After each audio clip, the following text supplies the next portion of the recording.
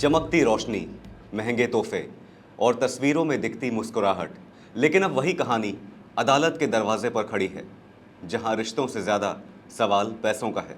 एक तरफ बॉलीवुड की ग्लैमरस दुनिया, दूसरी तरफ 200 करोड़ की मनी लॉन्ड्रिंग का आरोप। और अब इसी कहानी में नया मोड़ ये है कि जैकलीन फर्नांडिस खुद सरकारी गवाह बनना चाहती हैं, लेकिन ईडी कह रही है सच इतना आसान नहीं है। नमस्कार, आप देख रहे हैं आपका अपना न्यूज चैनल सत्य सर्वोच्च न्यूज और मैं हूं सोम।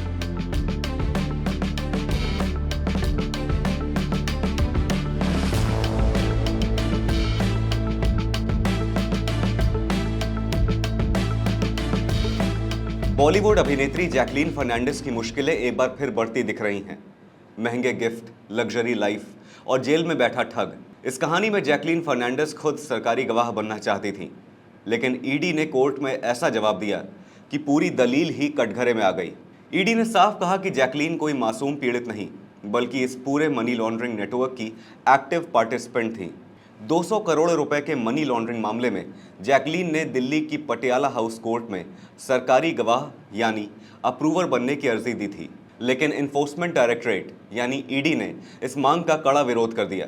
ईडी ने कोर्ट में कहा कि जैकलीन खुद को पीड़ित बताने की कोशिश कर रही हैं, जबकि जांच एजेंसी के मुताबिक वो इस मामले में सिर्फ दर्शक नहीं थी। ईडी ने दावा किया कि जैकलीन को ये जानकारी थी कि सुकेश चंद्रशेखर एक ठग है और उसके खिलाफ गंभीर आपराधिक मामले चल रहे हैं। इसके बावजूद उन्होंने सुकेश के साथ अपने रिश्ते बनाए रखे, उससे मिले महंगे गिफ्ट स्वीकार किए और कथित तौर पर अवैध पैसों से मिलने वाले फायदे भी उठाए। जांच एजेंसी ने कोर्ट में यह भी कहा कि जैकलीन फर्नांडिस ने सिर्फ खुद ही नहीं, बल्कि अपने परिवार के लिए भी कथित प्रोसीड्स ऑफ क्राइम यानी अपराध से कमाए गए पैसों का इस्तेमाल किया। ईडी के अनुसार ये दिखाता है कि उन्होंने पैसों के स्रोत को नजरअंदाज करते हुए मनी लॉन्ड्रिंग से जुड़े लाभों का फायदा उठाया। एजेंसी ने आरोप लगाया कि अभिनेत्री ने अपनी स्क्रिप्ट राइटर अद्वैता काला से जुड़े नकद लेन देन, महंगे गिफ्ट्स और लग्जरी सामान मिलने, विदेश में रह रहे अपने भाई बहन के खातों में ट्रांसफर हुए पैसों, बहरीन में माता पिता के लिए खरीदी गई गाड़ियों और कुछ अन्य लोगों से जुड़े तथ्यों पर पूरी जानकारी नहीं दी। ईडी ने कोर्ट में यह भी कहा कि जैकलीन फर्नांडिस का ये रवैया जानबूझकर तथ्यों को छिपाने और जांच में पूरा सहयोग न करने को दिखाता है। एजेंसी के मुताबिक अप्रूवर बनने के लिए कानून के तहत पूरी और सच्ची जानकारी देना जरूरी होता है, लेकिन इस मामले में ऐसा नहीं हुआ। एजेंसी ने कोर्ट में यह भी कहा कि जैकलीन जांच में सहयोगी नहीं रही। ईडी के मुताबिक उनके बयान इवेसिव, कॉन्ट्राडिक्टरी और इनकम्प्लीट थे, यानी टाल मटोल वाले, विरोधाभासी और अधूरे थे। ईडी ने यहां तक कह दिया कि अगर जैकलीन फर्नांडिस को अप्रूवर बनाया जाता है तो यह मिसकैरेज ऑफ जस्टिस यानी न्याय के साथ अन्याय होगा। दरअसल जैकलीन फर्नांडिस लगातार ये दावा करती रही हैं कि सुकेश चंद्रशेखर ने उन्हें गुमराह किया।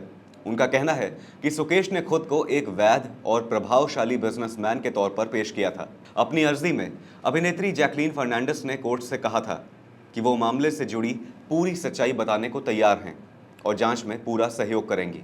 उन्होंने दावा किया था कि वो सारे तथ्यों का फुल एंड ट्रू डिस्क्लोजर करना चाहती हैं, लेकिन ईडी का कहना है कि यह सहयोग उन्हें बहुत देर से याद आया। एजेंसी ने कोर्ट में दलील दी कि जब जांच चल रही थी तब जैकलीन फर्नांडिस ने पूरी सच्चाई नहीं बताई और अब किसी तरह अप्रूवर बनकर बचने की कोशिश कर रही हैं। गौरतलब है कि इस हाई प्रोफाइल मामले का मुख्य आरोपी है सुकेश चंद्रशेखर, जिसे ईडी और दिल्ली पुलिस ने कथित ठग और उगाहीबाज बताया है। आरोप है कि सुकेश ने जेल में रहते हुए करोड़ों रुपए की ठगी और उगाही का नेटवर्क चलाया। ये मामला उस वक्त सामने आया जब आरोप लगा कि सुकेश ने पूर्व रैनबैक्सी प्रमोटर्स शिविंदर सिंह और मलविंदर सिंह की पत्नियों से लगभग 200 करोड़ रुपए की उगाही की। जांच एजेंसियों का दावा है कि सुकेश चंद्रशेखर ने हवाला नेटवर्क और शेल कंपनियों के जरिए पैसे घुमाए। उसकी पत्नी लीला पॉलोज और कई अन्य लोगों के नाम भी जांच में सामने आए। ईडी के आरोपों के मुताबिक जैकलीन फर्नांडिस को सुकेश से करोड़ों रुपए के महंगे गिफ्ट मिले। इनमें लग्जरी कारें, महंगे ज्वेलरी सेट, डिजाइनर बैग, विदेशी यात्राएं, यहां तक कि महंगे पालतू जानवर तक शामिल बताए गए। पहले की जांच में ईडी ये भी कह चुकी है कि जैकलीन को करीब 10 करोड़ रुपए के गिफ्ट दिए गए थे। यही नहीं, इस मामले में जैकलीन की निजी तस्वीरें भी सामने आई थीं, जिनके बाद मामला और ज्यादा सुर्खियों में आ गया था। दिलचस्प बात यह भी है कि जैकलीन पहले दिल्ली हाई कोर्ट और फिर सुप्रीम कोर्ट तक जा चुकी हैं ताकि ईडी की कार्रवाई और ईसीआईआर को रद्द कराया जा सके, लेकिन उन्हें राहत नहीं मिली। अब इस पूरे मामले में अगली सुनवाई पर सबकी नजरें हैं, क्योंकि सवाल सिर्फ इतना नहीं है कि जैकलीन सरकारी गवाह बन पाएंगी या नहीं। सवाल यह भी है कि क्या बॉलीवुड की चमक दमक के पीछे करोड़ों की ठगी का सच छिपा था, या फिर ये सिर्फ गिफ्ट्स और ग्लैमर तक सीमित था। फिलहाल इस खबर पर इतना ही। देश और दुनिया की बड़ी और अहम खबरों के लिए बने रहिए सत्य सर्वोच्च के साथ। लाइक, कमेंट, शेयर और सब्सक्राइब करना ना भूलें। अपना और अपनों का ध्यान रखें। धन्यवाद। जय हिंद।